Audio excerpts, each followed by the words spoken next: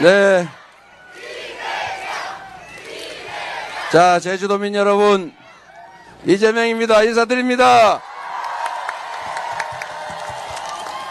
우리 제주도에 국회의원 3분이 계시는데 우리가 서귀포를 이번에는 선거기간이 너무 짧아서 가기가 어렵게 됐어요. 우리 서귀포에 우리 의원님 우리 미선걸 의원님 죄송하게 생각되는데 격려 박수 부탁드립니다. 제주도는 잘 지키고 있는 거죠? 네. 우리 문대림 의원은 어떻습니까? 박수 한번 부탁드립니다. 그리고 우리 김한규 의원님 너무 잘나서 옆에 서 있고 싶지 않은데 네, 잘하고 있죠? 우리 잘 준비된 민주당의 일꾼이니까 여러분들이 잘 부리시기 바랍니다. 감사드립니다. 화이팅! 네, 다음은 오늘 이 자리에는 제주 4.3의 아픔을 가슴에 안고 살아계신 유가족분들께서 이 자리에 함께해 주셨습니다. 제주의 봄에 염원하는 마음을 담아 꽃으로 만든 투표 기호를 후보님께 전달하겠습니다. 네, 큰 박수 부탁드립니다. 네, 오른손에 끼워주시면 됩니다. 오른손에요. 네, 여러분 사전투표는 5월 29일, 30일 다음 주 목요일, 금요일입니다. 우리가 투표하면 진짜 대한민국이 옵니다. 아픔을 희망으로 바뀌는 손길에 큰 박수와 함께 마음을 보내주십시오. 네, 이재명! 이재명! 이재명! 이재명! 네, 마지막으로 다 외쳐주십시오. 이재명! 이재명! 이재명! 네, 제주도민 여러분, 제가 저번 대선 때도 이 자리에서 말씀을 드렸던 것 같은데 제주도가 좁은가 봐요. 네. 그래서 이게 많은 분들이 장소가 좁아서 함께하지 못하는 것 같아서 아쉽기는 합니다만 상황이 또 그런 것 같긴 합니다. 제주도는 참 정감 가는 섬이에요. 아름답지요. 전 세계에서 아마 제주도만큼 아름다운 섬을 저는 보지 못한 것 같아요. 정말로 아름다운 섬입니다. 그런데 이 아름다운 섬에 가슴 아픈 사연이 있죠. 지금은 정말로 아름다운 그리고 희망이 있는 그런 섬처럼 보이지만 이 땅 속에는 한을 품고 묻힌 많은 사람들이 있죠. 같은 날 제사를 지내는 동네가 많다면서요. 그 얼마나 가슴 아픈 사연이겠습니까? 이 아픈 제주도 이제는 평화와 화해의 땅으로 세계적인 관광도시로 아름답게 잘 갖고 가야 되겠죠?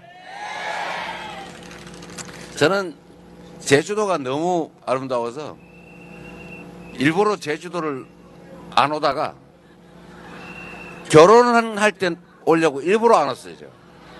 그래가지고 제가 제 아내하고 결혼한 다음에 일주일 휴가 잡았다가 너무 아름다워서 13일인가까지 미뤄서 재판 연기해가면서 제가 더 있었습니다. 정말 제주도의 구석구석을 다 가봤죠. 성산에서 낚시도 해봤는데 그때 낚시 잘 못할 때인데 손바닥만한 뱅어돔도 잡았었어요. 너무 아름다운 기억이 많습니다.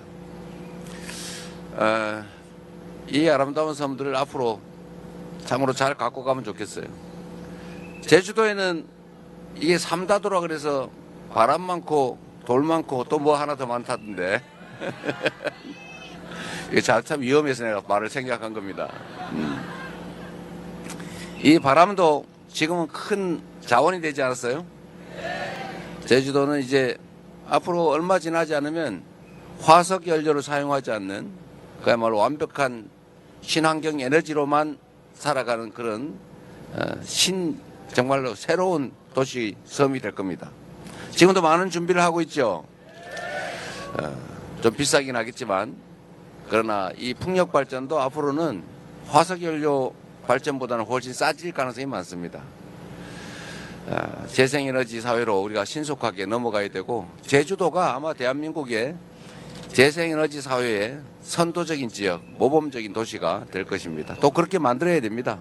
그게 제주도의 새로운 기회가 되지 않을까 생각합니다. 맞죠?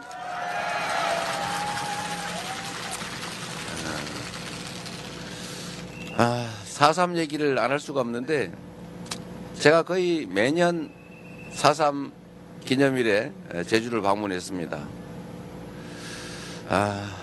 내년에는 대통령이 돼서 방문했으면 좋겠어요.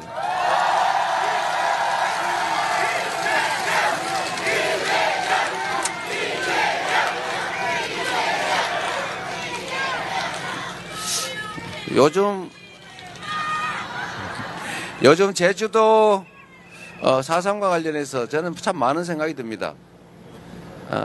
지금 대한민국을 빛낸 노벨 문학상을 수상한 한강 작가가 한 말이 참 유행하지 않습니까? 특히 지금 이번 대선이 작년 12월 3일에 그 내란 신이 군사 쿠데타 비상계엄 때문에 사실은 대통령이 파면되고 치러지는 선거입니다. 이 한강 작가가 한 얘기 중에 과거가 미래를 도울 수 있는가? 과거가 현재를 도울 수 있는가? 죽은 자가 산 자를 구할 수 있는가? 이런 의문을 가졌다고 하지 않습니까? 저는 이게 역사적 진실이라고 생각해요. 우리는 인과응보, 업보 이런 얘기를 많이 쓰지 않습니까? 제주 4.3은 우리나라 최초의 계엄, 비상계엄으로 제주도민의 10분의 1이 학살당한 사건이죠. 저는 그 구체적 장면들을 또는 그 광경들을 설명을 들을 때마다 정말로 끔찍해요. 어떻게 인간에게 그렇게 잔인할 수 있는가? 어떻게 사람을 생명체로 존중하지 않고 우주의 무게로 존중하지는 못할 망정 최소한 동물이나 곤충처럼 우리가 취급하지도 못한 것이죠. 우리는 곤충을 한 마리 밟을 때도 망설이지 않습니까? 그런데 같이 살아가는 사람에게 그렇게 잔인하게 대량 학살을 저지를 수 있는가? 인간의 광기라고 하는 것은 어디까지 갈 수 있나? 인간의 권력욕, 인간의 사적 욕망이라는 게 정말 한계가 있는 것인가? 이런 생각이 많이 듭니다. 만약에 4.3 이 학살에 대해서 우리가 좀 빠른 시간에 진상을 철저하게 규명하고 그에 상응하는 책임을 엄정하게 물었더라면, 그랬더라면 광주 5.18 학살이 있었을까요? 저는 없었을 거라고 생각합니다.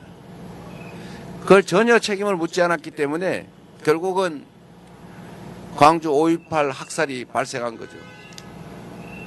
그런데 역사는 역시 진보하는 것 같아요.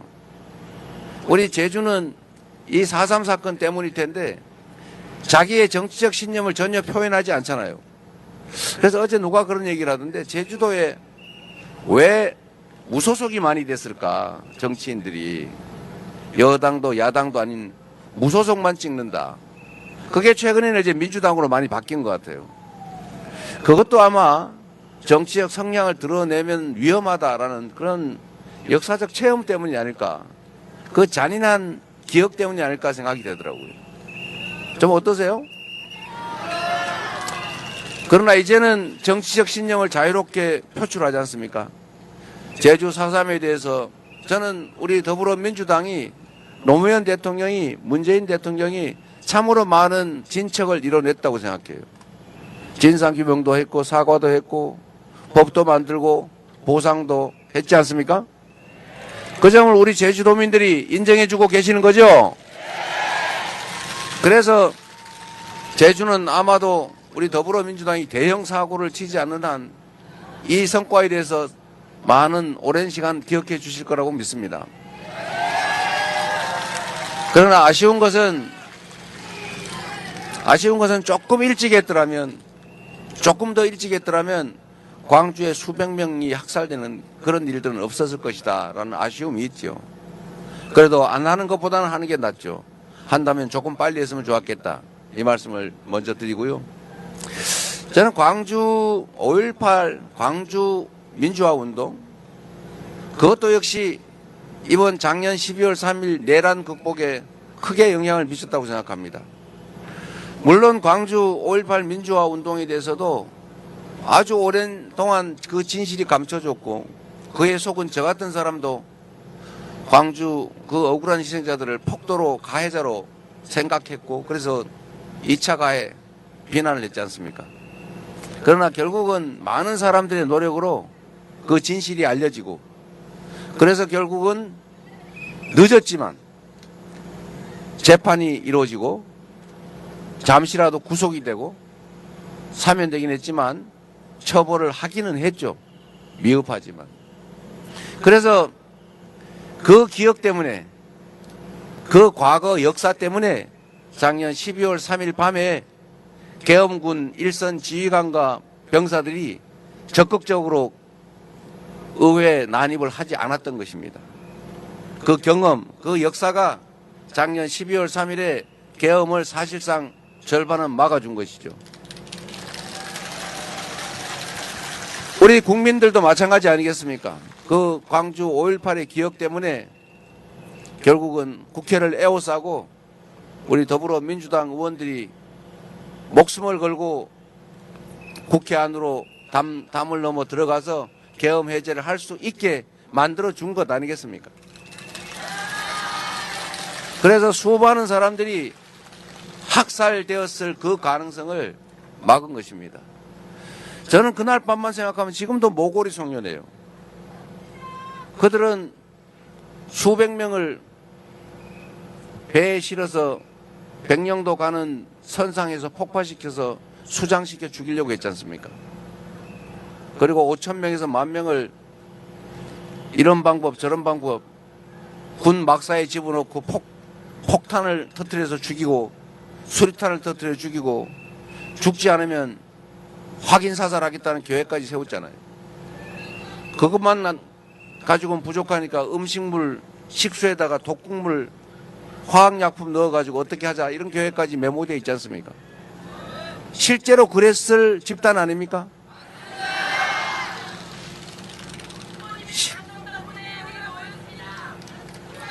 여러분 덕분에 막았습니다.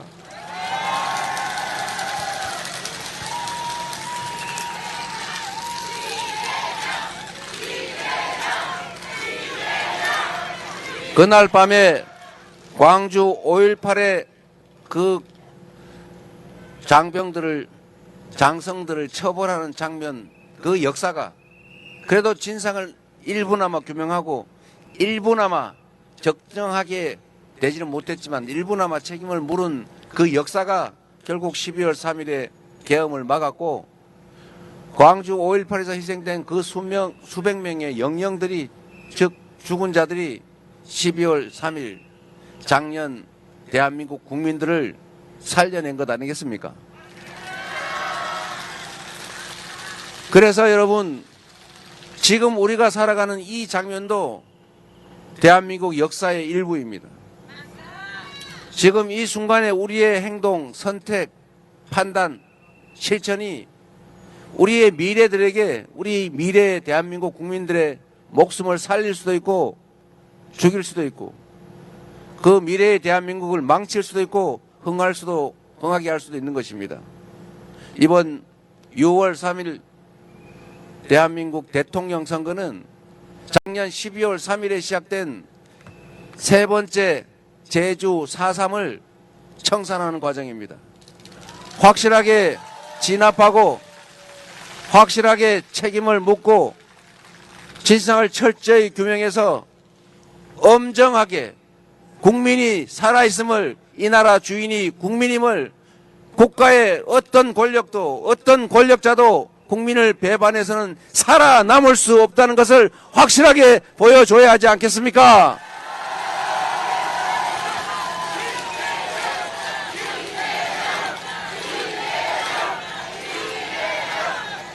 그래서 이번 6월 3일 선거는 더불어민주당의 이재명 대통령 후보를 뽑는 선거가 아닙니다. 김문수를 뽑지 않는 선거가 아닙니다. 이번 6월 3일 선거는 대한민국이 흥할 것이냐 망할 것이냐, 4.3이 5.18이 다시 재발되는 그런 사회로 갈 것이냐, 다시는 국민이 맡긴 총칼로 국민을 죽이려는 또는 죽이는 그런 일이 없는 진정한 민주공화국으로 갈 것이냐에 바로 분기점, 역사적 분수령입니다. 이 분수령에 여러분은 역사적 증인으로 서 있는 것입니다. 여러분의 행동에 따라서 대한민국의 운명이 갈린다. 지금 이 순간 여러분의 표정과 여러분의 행동이 대한민국의 운명을 가른다. 동의하십니까, 여러분? 이재명을 뽑지 말고 여러분을 이 나라의 대통령으로 뽑는 진짜 국민이 주인인 진정한 대한민국을 만드는 선거다. 그렇게 생각해 주시기 바랍니다, 여러분.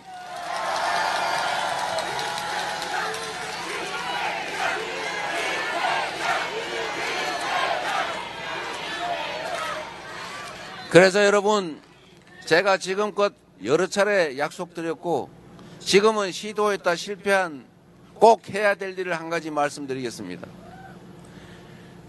국가폭력범죄, 국민이 맡긴 권력으로 국민의 생명, 자유, 인권을 침해하는 그런 범죄에 대해서는 영구적으로 공소시효를 배제해서 그 행위자는 살아있는 한 반드시 형사처벌을 받게 하겠습니다.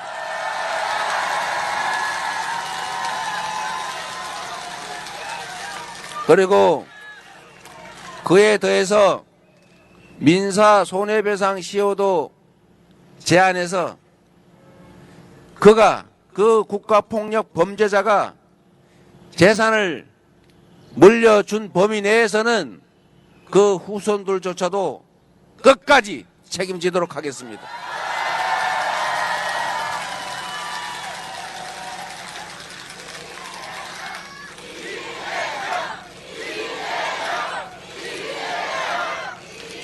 제가 이 약속을 여러 차례 드리고 당내에서 결국은 설득해서 이 법을 통과시켰는데 이 대통령 권한 대행 체제에서 거부당했습니다. 우리는 한 번 실패했다고 포기하지 않습니다. 될 때까지 반드시 합니다. 거부권을 저한테 주시면 국회에서 이 법이 통과되는 순간 즉각적으로 거부 안 하고 사인하겠습니다.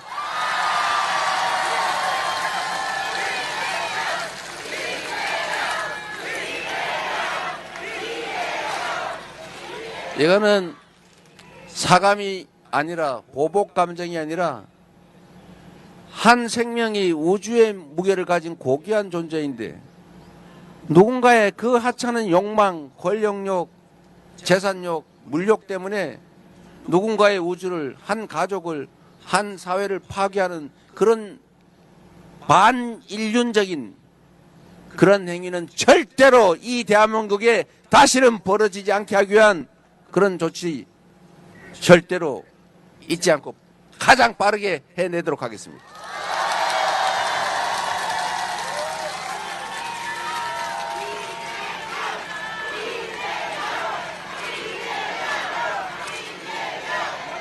그리고 여기 박혁권 배우 왔나요? 아, 어디 있어요? 잠깐 한번 와보세요. 올라와 보세요.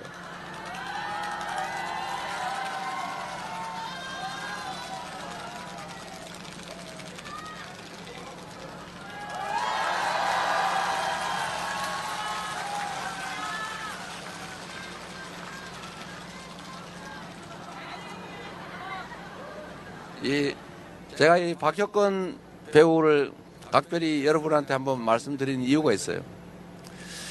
저번 대선 때 사실은 약간 어려운 선거 아니었습니까? 저는 이길 수 있는 선거였는데 제가 부족하고 우리 당도 부족하고 그리고 가짜 뉴스에 속아서 결국은 졌다고 생각해요. 그 역시도 우리의 준비 부족이죠. 그때 우리 박혁건 배우가 공개적으로 저를 지지해 주셨어요.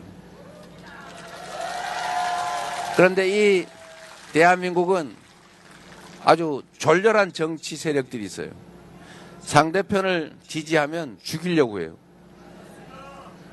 그래서 블랙리스트니 화이트리스트니 이런 거 만들지 않습니까? 그래서 저 사람은 저쪽 편이지, 그러면 출연도 시키지 마, 지원도 해주지 마, 이렇게 해서 괴롭히잖아요. 아주 졸렬한 거 아닙니까? 저는 이 박혁건 또는 이 문화예술인들의 정치적 의사표현에 대해서 이렇게 가혹하게 제재하는 나라를 보지를 못했어요. 그 나라의 수준은 그 나라의 문화로 결판나는 것 아닙니까? 대한민국이 전 세계에서 그래도 인정받는 것은 대한민국의 문화 수준, 결국은 우리 국민들의 의식 수준이죠. 그 높은 의식 수준, 그 때문에 인정받는 것입니다. 해외에 나가도 코리아라고 하면 취급해 주잖아요. 물론 지난 몇 년 사이에 확 국가의 품격이 떨어져서 요새는 숨긴다고 하더만요. 네. 쿠데타 나고 그런 나라인데 어떻게 보겠습니까? 그래서 이 대한민국의 문화를 살려야 돼요. 그리고 저는 대한민국의 문화가 국제적 경쟁력을 가진다. 우리의 미래가 문화에 있다. 이렇게 생각해요. 어떻습니까, 여러분? 제가 안 그래도 제주도를 좋아하는데 폭삭 속았수다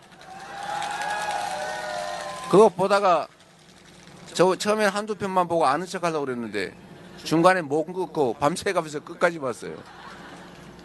제가 그러면서 그걸 알게 됐죠. 얼마나 토속적입니까? 가장 한국적이고 가부장 문화, 이게 다른 나라에는 잘 없는 문화잖아요. 그런데 이 가부장 문화, 그 다음에 이 한국적인 남존여비, 이런 오래전 그것도 이 문화가 드라마로 만들어서 전 세계인이 그렇게 각광한다는 사실이 놀랍지 않습니까? 한국인의 정서와 문화 감성이 전 세계에 통한다는 거죠. K-팝은 왜 전 세계인들이 그렇게 좋아할까? 뭐 똑같은 노래에 뭐 춤추는 거 보면 따라할 수 있는데 왜 유독 한국일까? 한국의 드라마, 한국의 음식은 또 왜 이렇게 인기일까? 저는 그게 문화의 깊이라고 생각해요. 문화의 깊이. 대한민국은 정말 5,000년 문화를 자랑하잖아요. 우리는 사실 일상적 언어 속에서 거의 철학자들이 돼 있어요. 양지만큼 음지 있는 거 아니야? 길고 짧은 건 대봐야 아는 거 아니야? 죽음이 있어서 삶도 있는 거지. 하여튼 이런 불교 문화 또는 기독교 문화, 온갖 문화들이 그중에 주술은 빼고 그건 나라 망할 일이. 이 온갖 종교들이 있는데도 사실은 서로 충돌하지 않습니다. 깊이가 있어요. 전 세계에서 이렇게 종교가 성행하면서도 또 여러 종교가 있으면서도 충돌하거나 분란을 일으키지 않는 나라가 거의 없습니다. 그게 우리의 포용성이죠. 우리 대한민국 국민들은 또 이런 것도 있어요. 정말로 이타적이고 공리적이에요.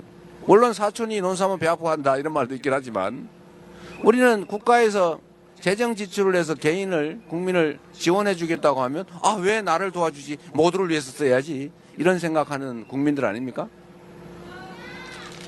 정말로 공리적인 민족이에요. 저는 그런 점들이 세계인을 설득하는 거라고 생각합니다. 극단적으로 이기적이고 폭력적이고 근데 그 속에서 정말 공리적이고 이타적이고 공존적이고 말이에요. 타인을 존중하고. 그래서 저는 우리의 문화, 이 문화를 키워야 되겠다 그 생각을 했습니다. 우리 김구 선생이 그 먹고 살기 어렵고 나라를 빼앗겨가지고 나라를 찾겠다고 폭탄, 수리탄, 권총 들고 뛰어다닐 때 이분이 그런 얘기를 한 것 아닙니까? 우리가 앞으로 독립해서 부강한 나라를 만들어야 된다. 그런데 그 부강함이란 무력이 세서 남의 나라를 지배해서 삼켜가지고 폭력적인 권력을 행사하는 그런 게 아니라 나라를 우리가 든든하게 지킬 정도의 무력이면 된다. 그러나 문화란 모두를 행복하게 하는 것이다. 우리의 문화를 키워서 전 세계인이 함께 행복한 그런 문화가 한없이 강한 나라를 만들고 싶다. 문화 강국. 근데 지금 그 김구의 꿈이 조금 현실이 돼가고 있지 않습니까, 여러분? 여 김구 증산자도 와 있는데 김용만이라고. 김용만 그냥 가만히 계세요. 기억해 주시고요. 저희가 그 당 대표실에 당대표 회의실에 김구 선생도 하나 붙여놨어요. 여하튼 저는 이 문화가 강한 나라를 만들어야 되는데 그게 지금은 곧 경제가 됐습니다.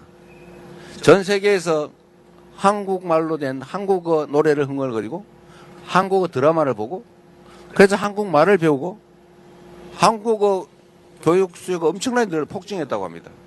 그리고 한국 음식을 즐기고 한국을 와보고 싶어 해요. 그래서 한국 오면 바가지 씌우고 그러지 말아야죠. 잘해줘야죠. 한국 음식을 수출해야죠. 지금 대한민국 김이 없어서 못 팔 정도라고 하지 않습니까?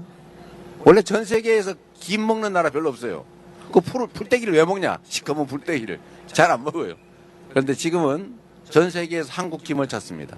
김밥을 찾고 전주 비빔밥을 찾고 음식도 전 세계에 가장 정말 질 좋은 건강식 아닙니까? 한국 음식이. 그래서 이런 거에서 우리는 기회를 만들 수가 있다. 그리고 최고의 문화상품이 하나 생겼어요. 문화의 최고봉. 바로 민주주의죠. 우리 대한민국 국민들이 얼마나 위대하냐. 우리는 IMF 때 나라가 망했다고 하니까 원래 그렇게 나라가 망할 정도로 경제가 나빠지면 막 금 이런 거 사모아야 돼요. 원래 그런 거잖아요. 매집해야죠. 막 사재기. 근데 우리는 집에 있는 금덩이 다 내놨잖아요. 금 모으기. 여기 온 국민이 참여를 해가지고 전 세계인이 놀랐습니다. 아, 전 나라는 절대 망하지 않겠다. 그래서 빨리 회복했어요. 그 금 자체 때문이 아니고. 두 번째로 작년이 아니라 우리 박근혜 정권 때 2017년, 16년 이때도 정말로 백수십만 명이 모여서 집회를 하는데 전 세계인들이 보니까 놀란 거죠. 전 세계에서 보통 몇만 명이 모여서 집회가 벌어지면 시위가 벌어지면 딱 두 번째 떠오르는 장면이 있죠. 연기. 어디 불 지르고 두들 부시고 싸우고 누가 다치고 죽고 뺏기고 약탈하고 이게 전 세계적인 모습인데 대한민국은 백수십만이 막 200만이 모여서 집회를 해도 지나고 나면 깨끗해요. 누구 하나 꼬집 폈다는 사람, 핥혔다는 사람이 없어요. 유리창 하나 깨지잖아요. 이 위대한 국민들 아닙니까? 그리고 한 번이 아니고 두 번씩이나 지금 8년 만에 또 현실 권력을 총과 군대를 동원한 그 현실의 권력이 일으킨 군사 쿠데타, 친위 군사 쿠데타를 정말 빛으로 제압하고 진압하고 있지 않습니까? 이 위대한 국민들이에요. 전 세계인들이 작년 12월 3일 밤에 놀랬죠. 잘 나가던 대한민국이 전 세계에서 해방된 국가 중에 식민지에서 독립한 나라 중에 소위 산업화, 먹고 살만해지고 경제적으로 성공하고 거기다가 민주화까지 성공한 나라가 대한민국밖에 없어요. 아마 전무후무할 것입니다. 앞으로도 쉽지 않을 거라고 해요. 그런 위대한 나라인데 아니 무슨 군사 쿠데타냐? 저 나라 이제 망했구나, 이제. 아, 이거 잘 나가는 것 같아. 어째 이상하다 했어. 잘 살다가 군사 쿠데타로, 독재로, 사법 쿠데타 때문에 완전히 망해서 후진국 전락한 나라 많지요. 남미, 아시아, 이런 많습니다. 대한민국도 그 전철을 따르는구나 라고 해서 실망하고 이제 어떻게 한국에서 철수할까? 한국을 대체해서 우리가 어떻게 먹고 살까? 이런 연구를 하고 있는데 갑자기 어디선가 빛이 나타나가지고 반짝반짝하는 걸 들고 온 동네 사람이 모여서 그거를 다 제압을 해버린 거 아닙니까? 장갑차를 맞고 총구를 잡고 유튜브로 막 찍으면서 너의 얼굴 국민들 다 알게 됐다. 군인들이 얼굴 찍으니까 얼마나 무서웠겠어요. 다 가리긴 했는데 눈은 보이잖아요. 어쨌든 이런 국민들의 행동, 실천 때문에 결국 절대 거의 실패하지 않는다는 99.99% 성공한다는 현 권력자의 친위 군사 쿠데타가 실패한 것입니다. 여러분.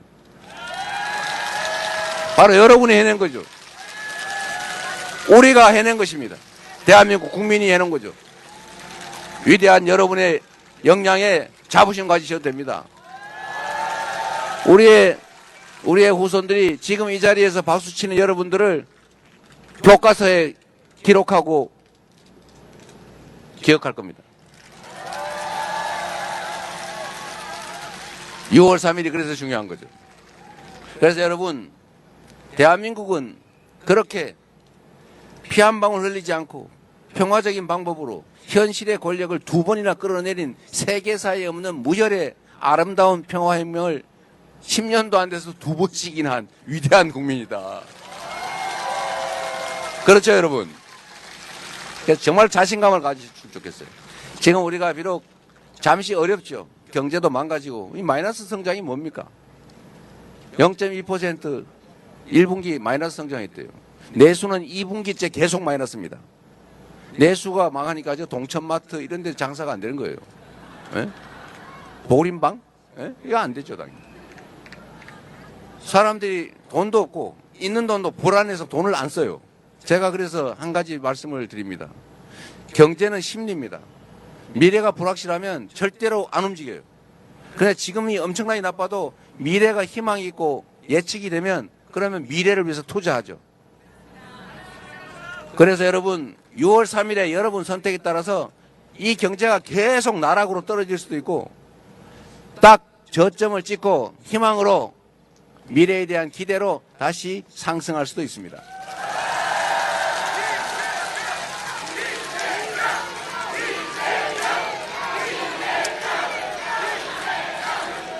우리는 이 현실의 지금 당장의 어려움을 6월 3일을 기점으로 반드시 이겨낼 것입니다. 제가 장담하는데 똑같은 조건에서도 여러분 주식 투자 많이 하시죠? 똑같은 조건에서 특별한 조치 없이도 주가는 상승 곡선으로 전환할 거예요. 이유가 있어요. 우리가 산업 경제 정책을 새롭게 재편할 겁니다.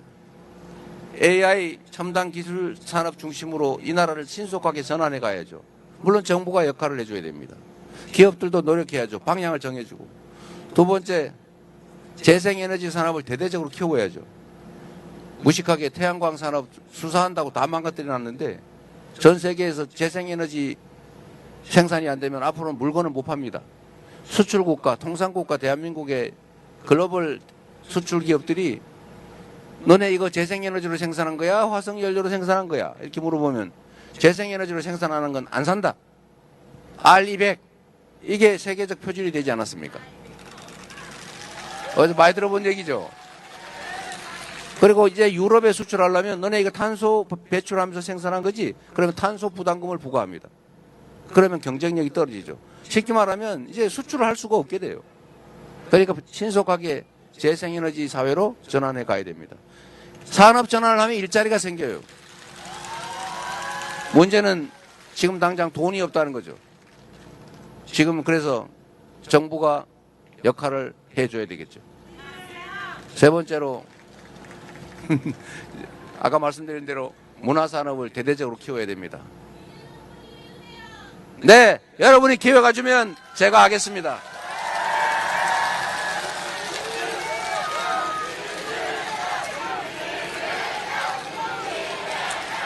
그리고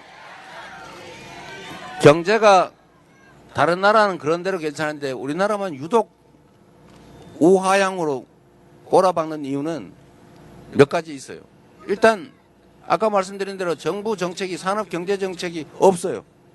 이걸 산업경제정책을 제대로 수립해서 미래를 보여줘야죠. 우리는 이렇게 갑니다. 그러니까 앞으로 이런 쪽에 투자하세요. 이 길로 갑시다. 이렇게 방향을 정해줘야 되잖아요. 그게 리더가 하는 일 아닙니까? 그러나 이거는 단기적 효과는 크지 않아요. 좀 길게 봐야죠. 이제 두 번째, 대한민국의 가장 큰 리스크는 평화예요. 여기는 휴전선에 좀 멀리 떨어져 있으니까 좀 어떨지 모르겠는데 대한민국이 제주도를 포함해서 전부 전쟁 리스크에 노출되어 있습니다. 전 세계에서 군사 밀도가 가장 높아요. 아직도 여전히 법률적으로는 전쟁 중입니다. 휴전 중이죠. 정전 중. 그런데 북한과 너무 지나치게 강대강 대치 전략을 취하는 바람에 사이가 너무 나빠졌어요. 그래서 전 세계가 저 동네가 언젠가는 군사적으로 충돌하겠구나. 저 전쟁이 날 가능성이 있네. 라고 하는 것 때문에 한반도에 대한 투자를 망설이게 됩니다. 기존 투자도 빼게 되죠. 이 한반도의 평화 리스크를 줄여야 돼요. 즉 남북 관계를 평화적으로 개선해 나가야 됩니다. 이것도 시간이 많이 필요하겠죠. 그러나 단기적으로 당장 효과 있는 건 있어요. 시장이 공정하면 투자하겠죠. 그런데 시장이 불공정하면 내가 주식을 샀는데 아니 이 주식을 어떤 친구가 주가 조작을 해요. 막 부담 그러니까 바로 김건희 떠올라요. 그리고 불공정하게 누군가는 대량 공매도를 막 해버려요. 그러니까 이게 균형이 안 맞다. 주가 조작해도 힘세면 다 봐주더라. 전 세계에 광고를 했잖아요. 대통령 부인이 주가 조작에 연루됐다는데 저기는 힘세면 처벌이 안 되네. 이렇게 시장에 대한 불신, 시장이 투명하고 공정해야 되는데 불공정하다고 믿어지면 누가 그 시장에 주식을 사겠습니까? 그러니까 우리 젊은이들이 그렇게 얘기하잖아요. 국장 탈출은 지능순 이러면서 미국에 투자하잖아요. 그 젊은이들 잘못이 아니죠. 국내 시장을 못 믿겠는데. 그러나 이 문제는 이 시장의 불공정성 문제는 6월 3일 선거가 끝나는 순간에 해결이 됩니다.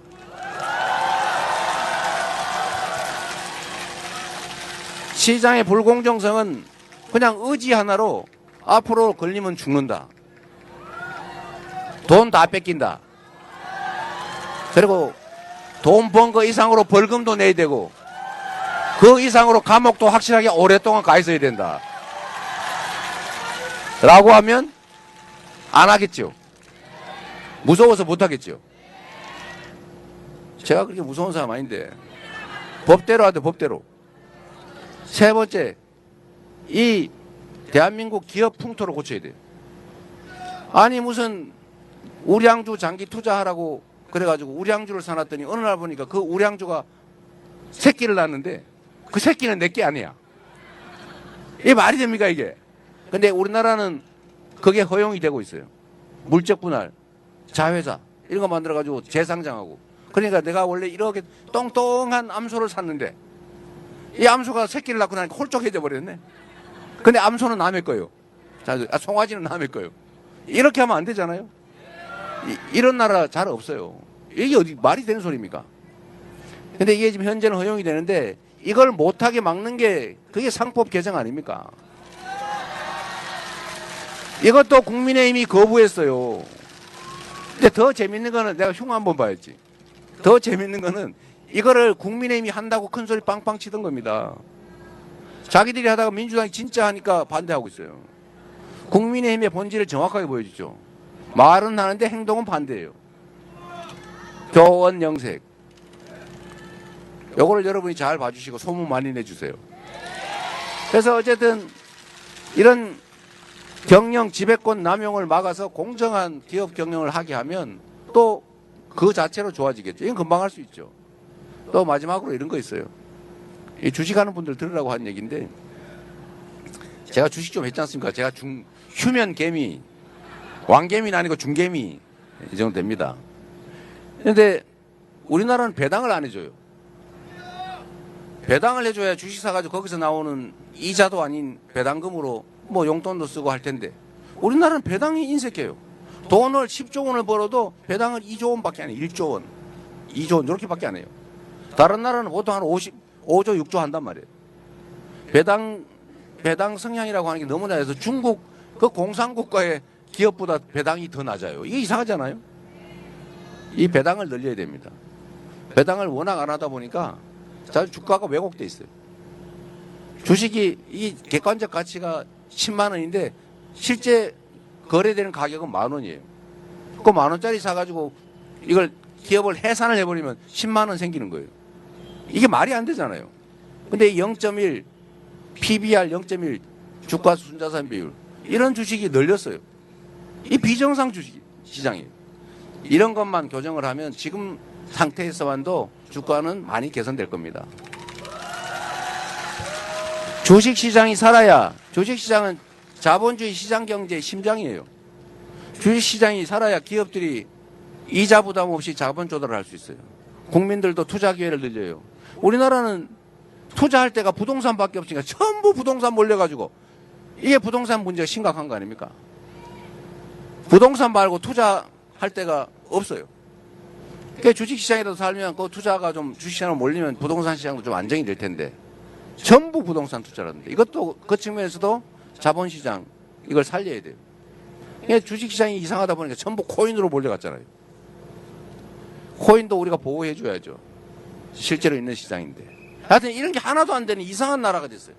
그러니 경제가 살려야 살 수가 있습니까? 숨 막혀 질식해서 죽지요. 이걸 해결하는 첫 날, 그게 25년 6월 3일이다. 맞습니까, 여러분?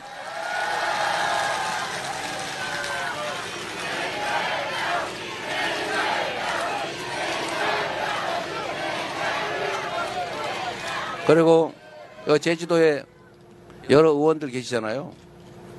국회의원도 그렇고 시장, 도지사, 시장은 없군요, 여긴. 도지사, 도의원, 대통령까지. 이 사람들은 누가 생각하는 것처럼 지배자들이 아닙니다. 여러분보다 높은 사람이 아니죠. 우리는 뽑아놓고 숙모하는 경향이 없지 아니한데 우리가 일 시키려고 뽑아놓은 우리의 신분권 아닙니까?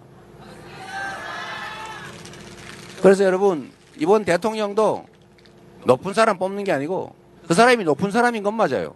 우리가 뽑아놓은 머슴 중에 높은 사람, 상머슴.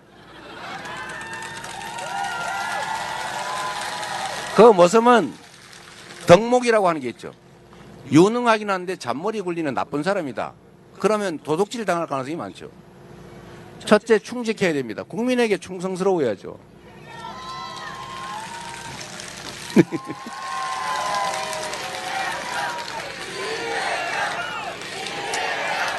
그리고 그가 국민에게 충직한 일꾼인지는 알 수가 없죠. 말이야 다 번들하게 하잖아요. 지금 다른 후보들도 다 똑같이 얘기해요. 그런데 어떻게 판단하느냐? 살아온 과정을 봐야죠. 그의 과거는 그의 미래의 거울이다. 맞습니까? 약속을 지킬지 안 지킬지는 과거의 공약을 제대로 지켰냐 안 지켰냐 보면 알죠. 제가 공약 잘 지키기로 유명하지 않습니까?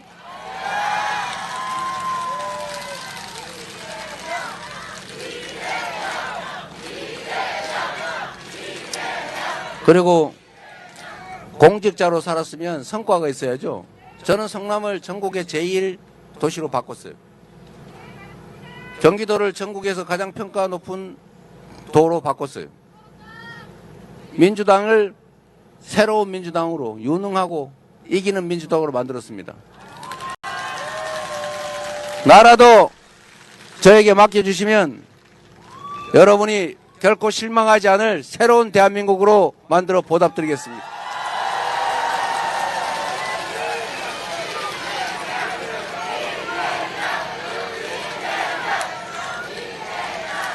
충직하고 유능한 일꾼을 뽑으면 여러분들이 팔다리 고생을 좀 줄이고도 지금보다 훨씬 더 잘 살 수 있다. 이렇게 말씀드립니다.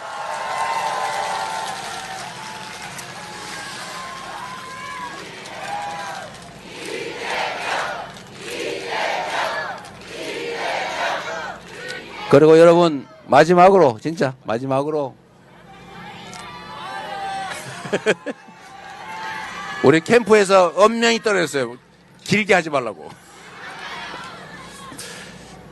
여러분, 대통령 아니면, 아니, 동네 무슨 개모임, 동호회 회장, 이 회장이든 대통령이든 그가 해야 될 제일 중요한 일이 어떤 거예요? 그 동호회 모임 안 깨지게 하는 거죠? 동호회 모임이 회원도 좀 늘고 회원끼리 서로 사이좋게 서로 협조하고 서로 힘이 되고 의지되도록 해야 되는 게 그게 회장 할 일 아닙니까? 대한민국 대통령도 똑같아요. 대한민국 대통령의 제1의 책무는 국민을 통합시키는 겁니다. 편갈라 싸우게 하면 아이고 그러지 마세요 말리고, 또 옛날에 내 선거를 도와준 내 편이라도 아이고 우리 거 많이 챙겨주세요, 저쪽은 뺏어주세요 이러면 아 왜 그러세요, 이제는 다 한 식구 아닙니까? 이렇게 말할 수 있어야죠. 여러분, 전쟁과 정치의 차이를 아시죠? 전쟁은 죽이는 거예요. 이기면 싹 다 가지는 거고 진쪽 싹 다 제거하는 겁니다. 그런데 정치는 전쟁이 아니에요. 정치는 존중하는 겁니다. 같이 사는 거예요.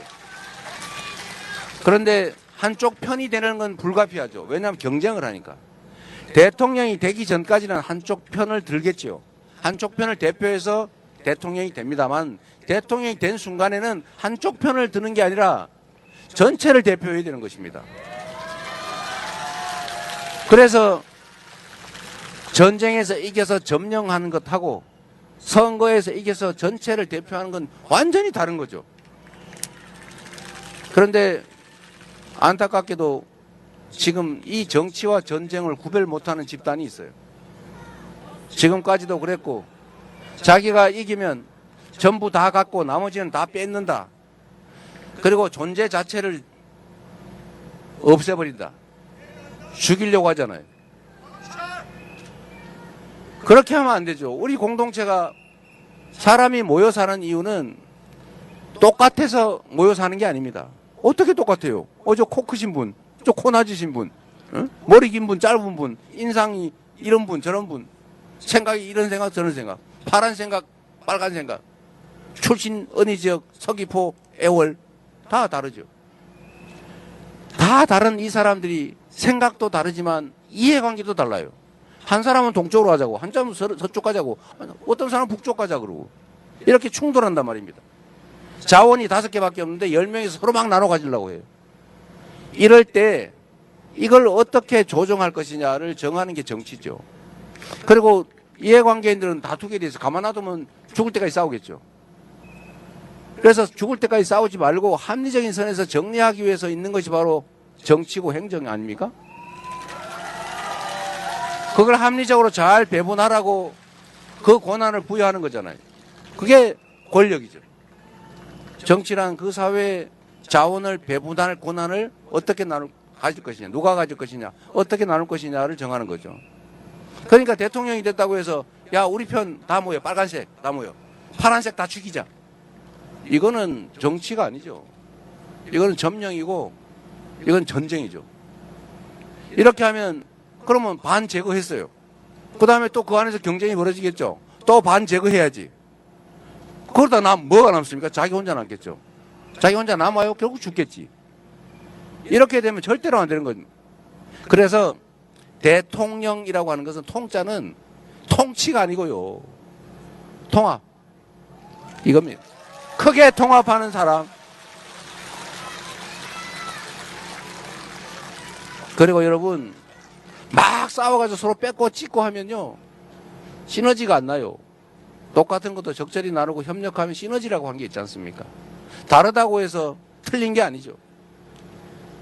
이 다름을 인정하고 역할도 인정하고 100%다 가지려고 하지 말고 51%만 갖고, 그리고 성과를 내서 결과를 증명하고 다시 선택받고, 이게 합리적인 정치 과정 아니겠습니까?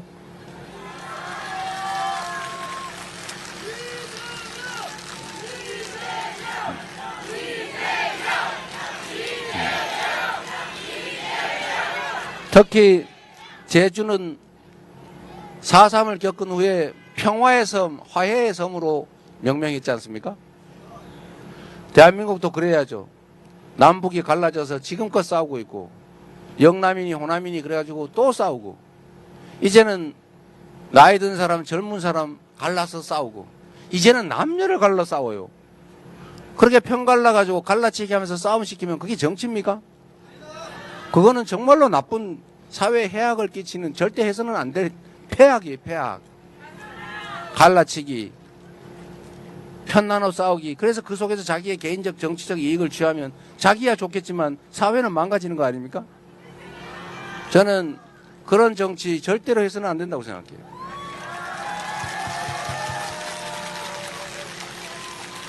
그래서 6월 3일부터는 우리가 작은 차이를 넘어서서 이 위대한 우리 대한민국 국민들의 저력을 한데 모아서 더 나은 세상을 향해서 우리 손잡고 함께 꿋꿋하게 나아갑시다, 여러분.